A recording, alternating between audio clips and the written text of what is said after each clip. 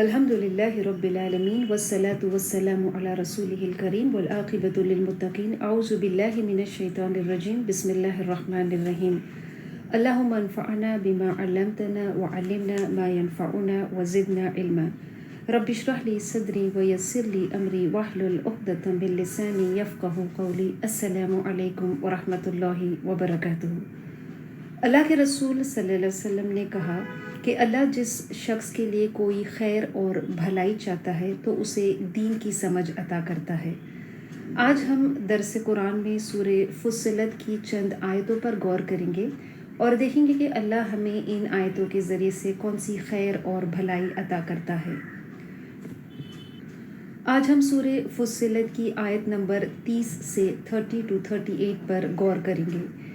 یہ سورہ فصلت کی جو آیتیں ہے is one of the most powerful and rich passages of the قرآن۔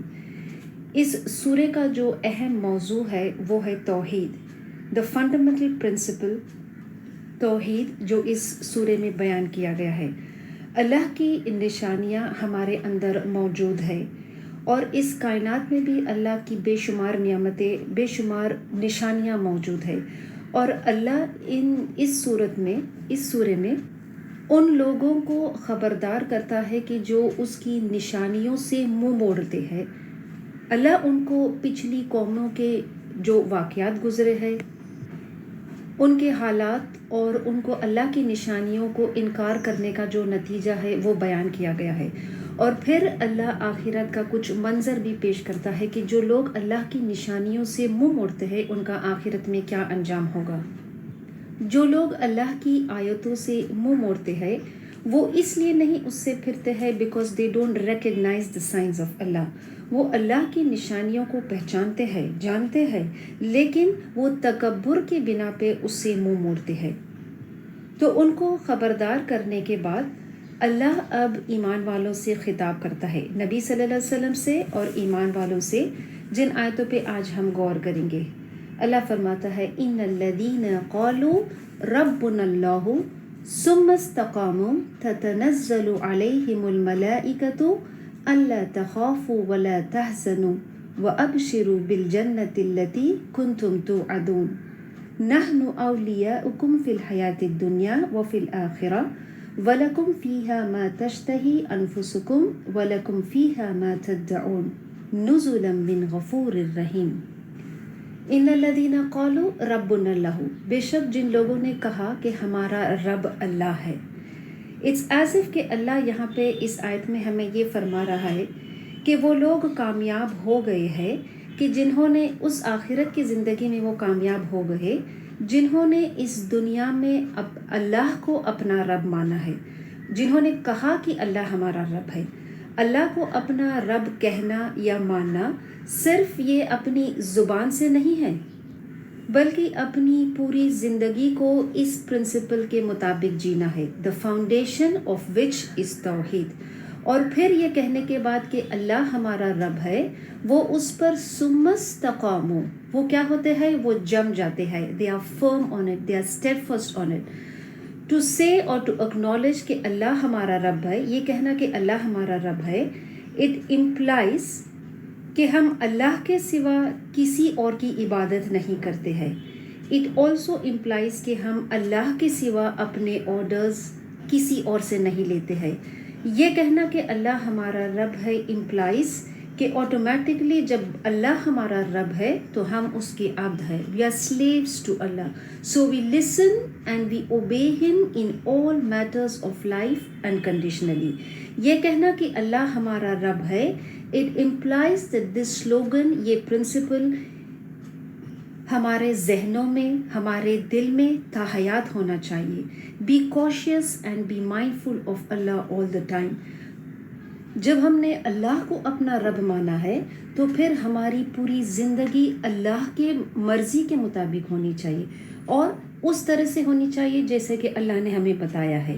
جیسے سورہ انعام میں اللہ فرماتا ہے ان صلاتی و نسکی و محیای و مماتی للہ رب العالمین، ہماری نمازیں، ہماری سیکریفائسز، ہمارا مرنا، ہمارا جینا کس کے لیے ہے؟ اللہ کے لیے ہے، اللہ کے خاطر بھی ہے اور اللہ کے بتائے ہوئے طریقے کے مطابق بھی ہے۔ ایک دفعہ ایک صحابی نے ہمارے نبی صلی اللہ علیہ وسلم سے پوچھا کہ مجھے اسلام کے بارے میں کچھ چیز بتائیے، tell me something about Islam, کہ مجھے کسی اور سے اسلام کے بارے میں پوچھنے کی جاننے کی ضرورت نہیں پڑے گی۔ تو نبی صلی اللہ علیہ وسلم نے اس صحابی سے کہا کہ تم کہو ربنا اللہ، کہ اللہ میرا رب ہے، اور پھر ثم استقاموا، اور پھر اس پر جم جاؤ۔ حضرت ابو بکر صدیق رضی اللہ عنہ نے اس آیت کے بارے میں کہا کہ بے شک اللہ ہمارا رب ہے۔ انہوں نے اس کا ایکسپلینیشن یہ دیا کہ جس شخص نے اللہ کے ساتھ کسی اور کو شریک نہیں ٹھہرایا ہے اور وہ اس بات پر جم گیا ہے۔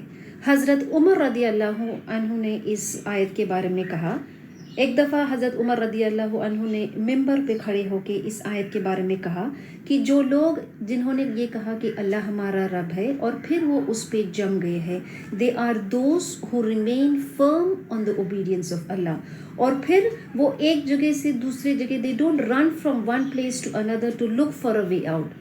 حضرت عثمان رضی اللہ عنہ نے اس آیت کے بارے میں کہا کہ جنہوں نے کہا کہ اللہ ہمارا رب ہے اور وہ اس پر جم گئے ہیں، he said it means کہ جس شخص نے اپنی ذمہ داری کو، اپنے عمل کو صرف اور صرف اللہ کے خاطر کیا۔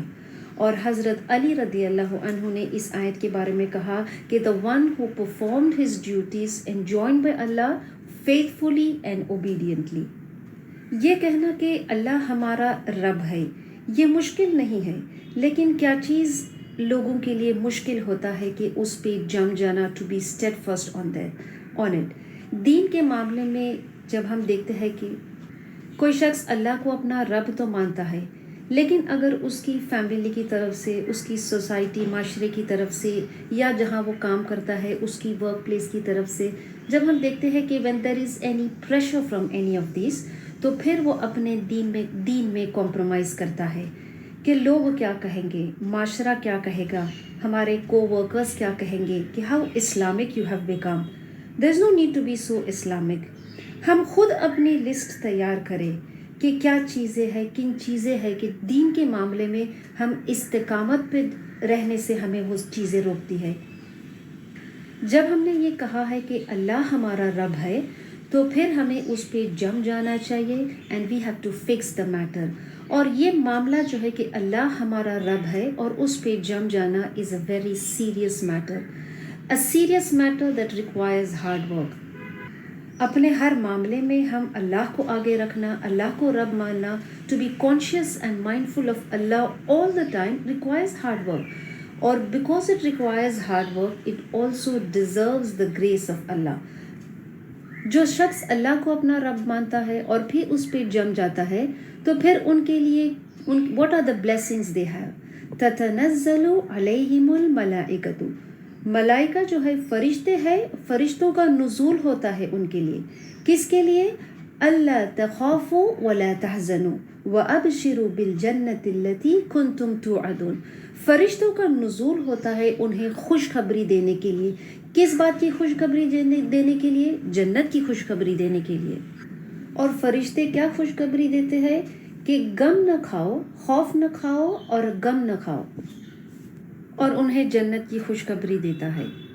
حضرت ابن عباس رضی اللہ عنہ کہتے ہیں کہ یہ فرشتوں کا جو نزول ہوتا ہے وہ اس شخص جس نے اللہ کو اپنا رب مانا ہے اور اس پہ استقامت دکھایا ہے، یہ اس کی موت کے وقت ہوتا ہے۔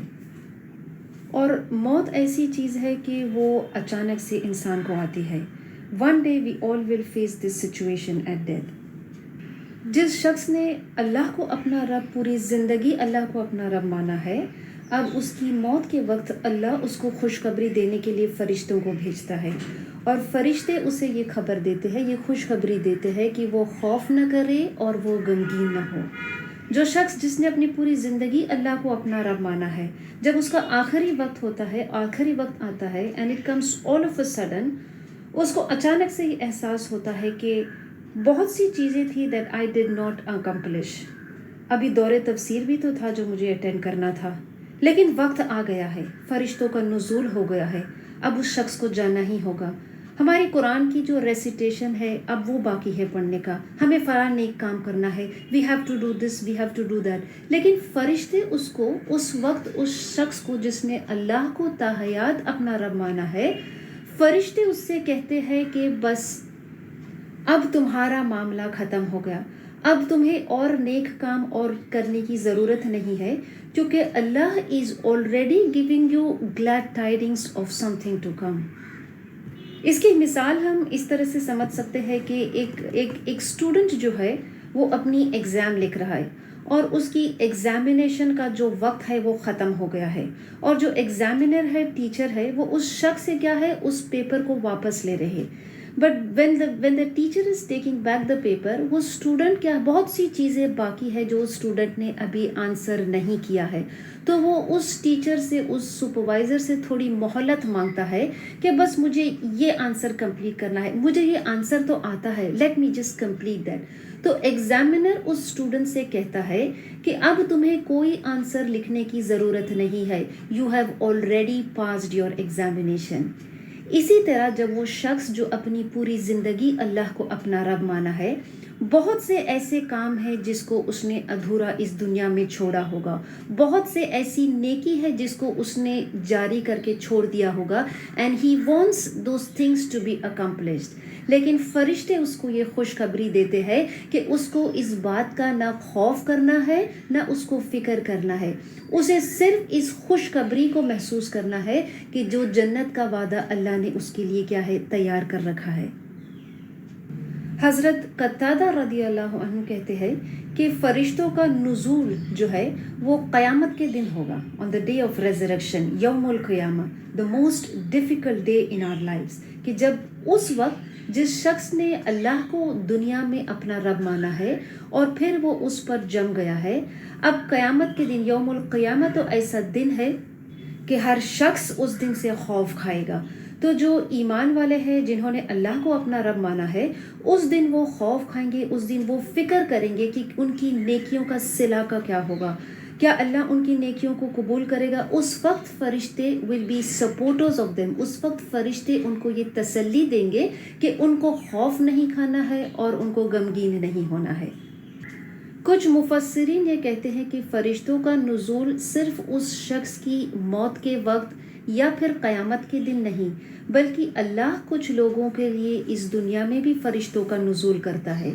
اور فرشتوں کے نزول سے مطلب نہیں ہے کہ ہم فزیکلی فرشتوں کو دیکھ سکتے ہیں، بٹ واٹ از امپلائڈ کہ اللہ ان کے ذریعے سے، فرشتوں کے ذریعے سے، ایسے شخص جو اللہ کو صرف اپنا رب مانتا ہے اور اس پہ جم جاتا ہے، اللہ اس شخص کی مدد دنیا میں بھی کرتا ہے فرشتوں کے ذریعے سے۔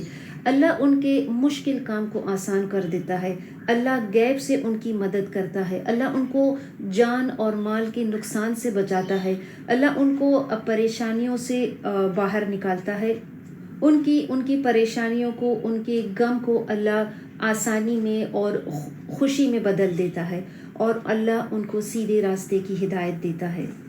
اور فرشتے نہ صرف ان کو تسلی دیتے ہیں بلکہ ان کو جنت کی خوشخبری بھی دیتے ہیں جس کا ان سے وعدہ کیا گیا تھا۔ اور فرشتے ان سے کہتے ہیں نحن اولیاؤکم فی الحیات الدنیا وفی الآخرہ وَلَكُمْ فِيهَا مَا تَشْتَهِي أَنفُسُكُمْ وَلَكُمْ فِيهَا مَا تَدَّعُونَ نُزُلًا مِّن غَفُورٍ رَحِيمٍ۔ فرشتے کہتے ہیں کہ ہم تمہارے اولیاء، ہم تمہارے مددگار ہیں، دنیا کی زندگی میں بھی اور آخرت میں بھی، اور تم جو چاہو گے، تمہارا نفس جو چاہے گا وہ تم کو آج ملے گا۔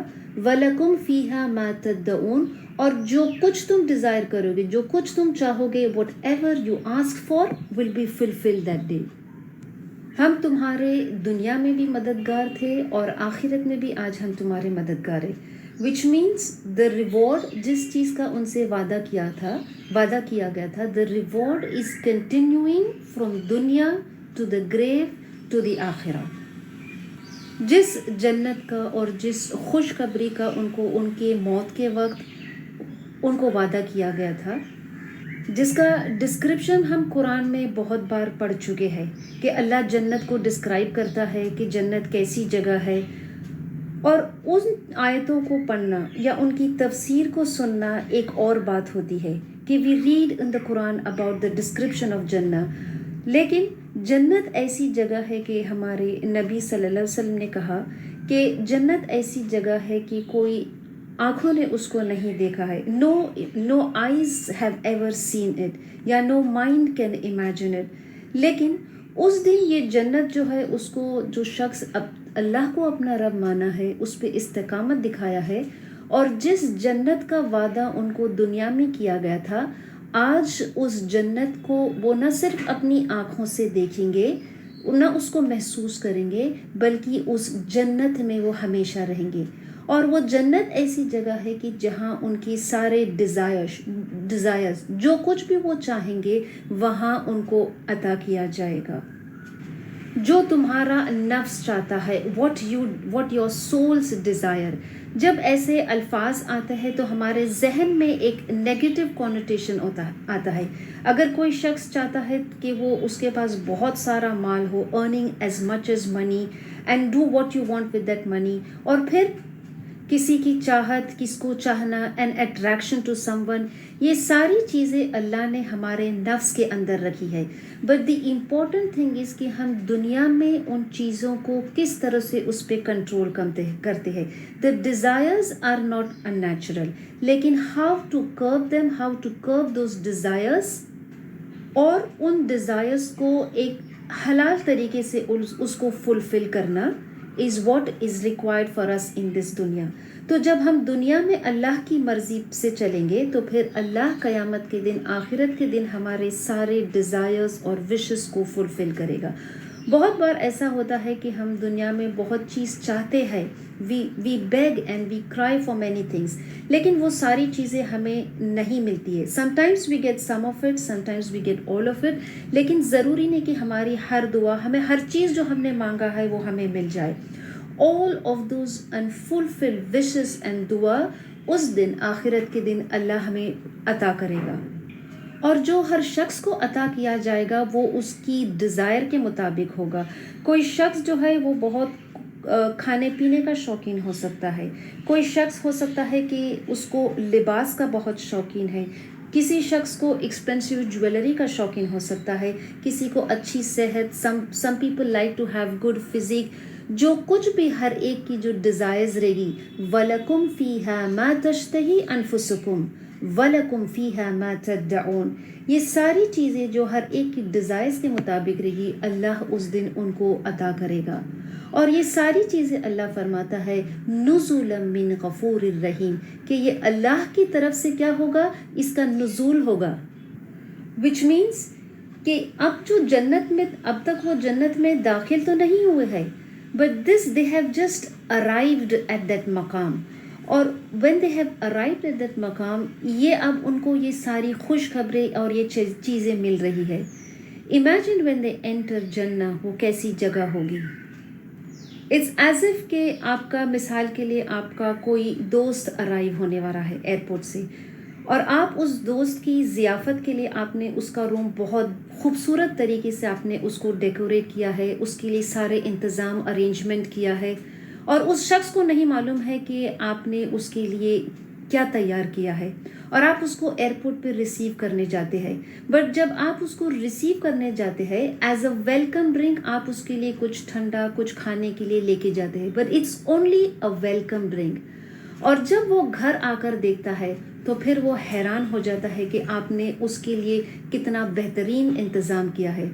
اللہ اس میں فرماتا ہے نزولا من غفور الرحیم, یہ چیز, یہ خوشخبری جو تمہیں ملی ہے یہ تو اللہ کی طرف سے صرف ایک ضیافت ہے. جب بندہ اس جنت میں داخل ہوگا, اور وہ جنت ایسی جگہ ہے کہ جیسے بھی کہا گیا کہ اللہ کے رسول صلی اللہ علیہ وسلم نے کہا کہ ایسی جگہ ہے کہ کوئی آنکھوں نے اس جنت کو, اس جیسی جگہ کو نہیں دیکھی ہے. حضرت عبداللہ ابن مسعود کہتے ہیں کہ کوئی شخص اس غلط فہمی میں نہ رہے کہ وہ اپنے عمل کی وجہ سے جنت میں جائے گا. کوئی شخص اگر جنت میں جائے گا تو وہ صرف اور صرف اللہ کی رحمت سے جائے گا. نزولا من غفور الرحیم, یہ جو اس کو جنت کا وعدہ کیا گیا ہے اور جس جنت میں وہ جانے والا ہے وہ صرف اور صرف اللہ کی رحمت سے ہوگا. اگر ہم چاہتے ہیں کہ اللہ ہمیں یہ خوشخبری دے اور اللہ ہمیں وہ جنت میں ڈالے تو پھر کام کیا کرنا ہوگا. آگے آیت میں اللہ فرماتا ہے وَمَنْ أَحْسَنُ قَوْلًا مِّمَّنْ دَعَا إِلَى اللَّهِ وَعَمِلَ صَالِحًا وقال اننی من المسلمین. یہ آیت جو ہے از دا کور آف دعویٰ. ایمان والوں کو یہ ان کی ذمہ داری بتائی جا رہی ہے کہ اگر وہ اس جنت میں جانا چاہتے ہیں تو ان کو کیا کرنا ہوگا؟ لوگوں کو اس حق کی طرف بلانا ہوگا. اور یہ کہا گیا ہے کہ اس سے بہتر کون ہو سکتا ہے کہ جو اللہ کی اس حق کی راستے کی طرف لوگوں کو بلائے. جس طرح سے جو مشرکین تھے وہ جب قرآن پڑھا جاتا تھا تو وہ کہتے تھے کہ شور مچاؤ so that we don't hear the Quran, which means the worst of the speech is to make noise when the Quran is read. تو سب سے بہترین speech what is the best of the speech? The best of the speech is inviting to the truth, inviting to Allah. جو لوگ دعوت کا کام کرتے ہیں، جو لوگ لوگوں کو حق کی طرف بلاتے ہیں، یہ آیت ان کے لیے بہت زیادہ اہم ہے. کیونکہ جب ہم لوگوں کو دعوت کے لیے بلاتے ہیں when we call people to Islam، ہم خود اپنے ایکشنز اور اپنے عمل میں پرسنلی we cannot deteriorate. جو لوگ دین کی طرف لوگوں کو بلاتے ہیں وہ عمل کرنے کے معاملے میں سستی نہیں دکھا سکتے ہیں. they cannot slacken in doing the good. اور اللہ ہمیں یہاں اس آیت میں بتاتا ہے کہ اللہ کی طرف جب بلائے تو وَعَمِلَ صَالِحًا، لوگوں کو اگر اس حق کی طرف بلانا ہے تو کیا کرنا ہوگا؟ نیک عمل کرنا ہوگا. which means دعوت کے کام کے لیے لوگوں کو اس حق کی طرف بلانے کے لیے نیک عمل صالحہ کرنا ضروری ہے. اور اگر ہم عمل صالح کریں گے تو پھر یہ دعوت کا کام ہمارے لیے آسان ہوگا. It's like a cycle that when you call people to Islam you have to do good deeds. If you do good deeds then you can call easily to people to Islam. حالات یا سچویشن یا سرکمسٹانس جو بھی ہو، جتنا بھی مشکل ہو، ہمیں لوگوں کو اس حق کی طرف بلانا ہے. And we have to call people with the full confidence. وقال اننی من المسلمین، کہ ہم خود ان کو اس بات کی دعوت دیں اور خود یہ we have to show them Islam in our actions. تو دعوت کے کام کرنے والوں کے لیے 3 اہم چیز اس آیت میں ہے. ایک تو ہے کالنگ پیپل ٹو ٹروتھ، لوگوں کو حق کی طرف بلانا ہے. پھر کیا کرنا ہے؟ نیک عمل کرنا ہے. اور ایک بات اس کا دھیان رکھنا ہے کہ جب ہم لوگوں کو اس حق کی طرف بلاتے ہیں تو we don't call them to a particular organisation, we don't call them to a particular ideology, we don't call people to personal ideas, but we call people only to the دین آف اسلام، to the دین of Allah. اور تیسری اہم چیز ہے وقال اننی من المسلمین، complete submission to the will of Allah. پھر آگے آیت میں اللہ فرماتا ہے وَلَا تَسْتَوِي الْحَسَنَةُ وَلَا السَّيِّئَةُ اِدْفَعْ بِالَّتِي هِيَ أَحْسَنُ فَإِذَا الَّذِي بَيْنَكَ وَبَيْنَهُ عَدَاوَةٌ كَأَنَّهُ وَلِيٌّ حَمِيمٌ. اچھائی اور برائی دونوں برابر نہیں ہے. اِدْفَعْ بِالَّتِي هِيَ أَحْسَنُ، برائی کو کیا ہے؟ اچھائی سے دفاع کرنا ہے. اور جب ہم ایسا کرتے ہیں تو پھر ہمارے اور اس شخص کے بیچ میں جو دشمنی ہے وہ کیسی ہو جائے گی؟ ایسے کہ جیسے وہ ہمارا ایک بہت قریب کا ساتھی ہے. اللہ اس آیت میں ہمیں بتاتا ہے کہ وہ کیا چیز ہے کہ جو دشمنی کو ایسا بدل دیتی ہے کہ جیسے اب ان کے بیچ میں دشمنی نہیں ہے بلکہ وہ ایک دوسرے کے بہت قریب کے ساتھی ہے. اور وہ یہ ایٹیٹیوڈ ہے کہ جب کوئی شخص برائی کرتا ہے تو ہم اس برائی کو کیا کرتے ہیں؟ اچھائی سے دفاع کرتے ہیں. یہاں پر ایک اہم بات سمجھنے کی ضرورت ہے کہ ہم بہت بار ایسی باتیں سنتے ہیں کہ 2 wrongs make a right. No, they don't make a right. اللہ یہاں پہ صاف بیان کرتا ہے لا يستوي الحسنة ولا السيئة، گڈنس اینڈ ایول، اچھائی اور برائی برابر نہیں ہو سکتی ہے. لیکن اگر کوئی شخص برائی کرتا ہے، اس آیت میں یہ بیان کیا گیا ہے کہ اگر کوئی برائی کرتا ہے تو وی ڈونٹ ایکسیپٹ دیٹ برائی. کوئی برا سلوک کرتا ہے تو ہم اس برے سلوک کو سہ لیں اور پھر اس کے بعد ان کے لیے کوئی اچھائی کرے. دس از ناٹ واٹ دی آیت از سیئنگ. اللہ اس آیت میں یہ بتاتا ہے کہ جب کوئی برا کرتا ہے تو you repel the same evil with something not just good but super good. اس لیے وہاں پہ اللہ نے پھر کس لفظ کا استعمال کیا ہے؟ فَإِذَا. اِذَا کا مطلب there's an element of surprise. جب کوئی شخص ایسا کرتا ہے تو پھر جو سامنے والا شخص ہے جس نے برائی کی تھی ہمارے ساتھ، وہ شخص کیا ہوتا ہے، وہ اس کی جو دشمنی ہے، جو اس کی نفرت ہے، پھر وہ ہمارے دوست میں بدل جاتا ہے. كَأَنَّهُ وَلِيٌّ حَمِيمٌ. یہ ہمارے نبی صلی اللہ علیہ وسلم کا اخلاق تھا کہ وہ لوگوں کو معاف کرتے تھے. And the personal insults and injuries جو تھی وہ لوگوں کو معاف کر دیتے تھے. یہی وجہ تھی کہ بہت سے لوگ اسلام میں داخل ہونے کی وجہ تھی ہمارے نبی صلی اللہ علیہ وسلم کا بہترین اخلاق. یہ ایک جنرل پرنسپل یہاں پہ بیان کیا گیا ہے، لیکن یہ ضروری نہیں ہے کہ ہر ایک شخص جو ہے وہ ہمارا دوست ہی بن جائے گا. جو ہمارا دشمن ہے وہ ضروری نہیں کہ وہ ہر وقت ہمارا دوست ہی بنے، کیونکہ بہت سے سرکش قسم کے لوگ بھی ایسے موجود ہوتے ہیں کہ آپ جو کچھ بھی کر لے، جتنی اچھائی یا جو بھی نیکی کر لے، وہ کیا ہے، وہ سرکش قسم کے جو لوگ ہیں وہ اچھائی کو ایکسیپٹ نہیں کریں گے. اچھا، ایسا عمل کرنا کیا یہ بہت آسان ہے؟ نہیں، یہ آسان نہیں ہے. اس لیے اللہ فرماتا ہے وَمَا يُلَقَّاهَا إِلَّا الَّذِينَ صَبَرُوا وَمَا يُلَقَّاهَا إِلَّا ذُو حَظٍّ عَظِيمٍ. کہ یہ کام جو ہے یہ آسان نہیں ہے، لیکن کس کے لیے یہ آسان ہوگا؟ إِلَّا الَّذِينَ صَبَرُوا. جو صبر کرنے والے ہیں ان کے لیے یہ چیز مشکل نہیں ہوگا. یہاں پر ان آیتوں میں ہمیں بتایا گیا ہے کہ دعوت کے معاملے میں ہمیں کیا کرنا چاہیے، لوگوں کو اس حق کی طرف بلانے میں نیک عمل کرنا چاہیے، برائی کو اچھائی سے دفاع کرنا چاہیے، اور پھر صبر سے کام لینا چاہیے. غصے کے وقت یا پھر کوئی جاہل لوگ سے ہمارا مقابلہ ہو، سامنا پڑے، تو پھر کیسا رویہ بتانا چاہیے؟ إِلَّا الَّذِينَ صَبَرُوا. صبر کرنا چاہیے. And this is the secret element of دعویٰ. جو شخص لوگوں کی باتوں پر صبر نہیں کر سکتا ہے تو پھر وہ دعوت کا کام نہیں کر سکتا ہے.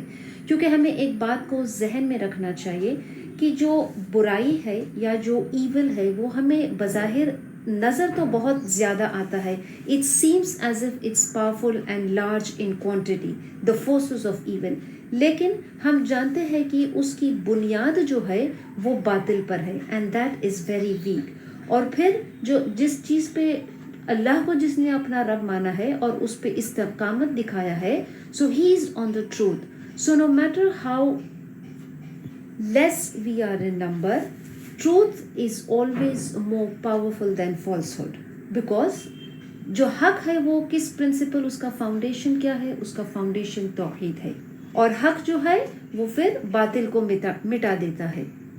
جب کوئی شخص کسی کو حق کی طرف بلاتا ہے، جب وہ نیکی کرتا ہے، جب وہ برائی کو اچھائی سے دفاع کرتا ہے، جب وہ صبر کرتا ہے، جب وہ لوگوں کی اذیت دی ہوئی باتوں پہ صبر کرتا ہے، پھر وہ غصے کو پی لیتا ہے، تو کون ہے جو ہر وقت اس کا پھر پیچھا کرتا ہے؟ کون ہے جو اس کو نہیں چھوڑتا ہے؟ وَإِمَّا يَنزَغَنَّكَ مِنَ الشَّيْطَانِ نَزْغٌ فَاسْتَعِذْ بِاللَّهِ إِنَّهُ هُوَ السَّمِيعُ الْعَلِيمُ. کہ ایسے موقع پر کون ہے جو دخل دیتا ہے؟ کون ہے جو نہیں چاہتا ہے کہ ہم صبر کریں؟ کون ہے جو نہیں چاہتا ہے کہ ہم حق کے راستے میں لوگوں کو بلانے سے رکاوٹ کون بنتا ہے؟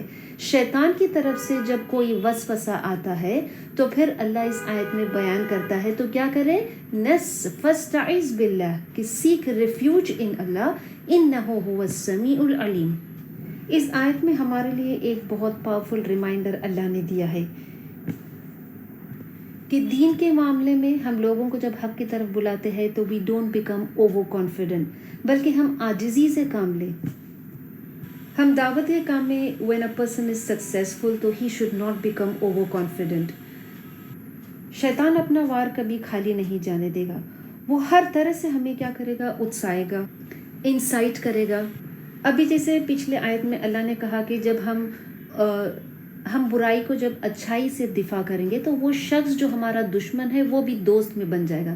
جب وہ شخص ہمارا دوست بن جائے گا تو شیطان اس بات سے بہت ناخوش ہوگا کہ ہمارا جو دشمن تھا وہ دوست کیسے بن گیا، اور وہ ہمارے بیچ درار ڈالنے کی کوشش کرے گا. اس کے وسوسوں سے، اس کے وار سے بچنے کے لیے کیا کرے؟ فاستعذ باللہ، سیکھ ریفیوج ان اللہ. اور اللہ تو هو السمیع العلیم سننے والا اور جاننے والا ہے. وَمِنْ آيَاتِهِ اللَّيْلُ وَالنَّهَارُ وَالشَّمْسُ وَالْقَمَرُ لَا يَسْجُدُوا لِلشَّمْسِ وَلَا لِلْقَمَرِ وَاسْجُدُوا لِلَّهِ الَّذِي خَلَقَهُنَّ إِن كُنتُمْ إِيَّاهُ تَعْبُدُونَ. اللہ کی بے شمار نعمتوں میں سے اللہ نے یہاں پہ من آیاتی چند آیتیں چند نشانیاں بیان کی ہے، رات اور دن اور سورج اور چاند. یہاں دعوت کی بات چل رہی تھی. اب دعوت کی بات جب چل رہی تھی تو یہاں پہ سورج اور چاند اور دن اور رات یہ نشانیوں کو بیان کرنے کا مقصد کیا ہے؟ رات اور دن کیا ہے؟ They are opposites of each other. سورج اور چاند کیا ہے؟ They are also opposites of each other.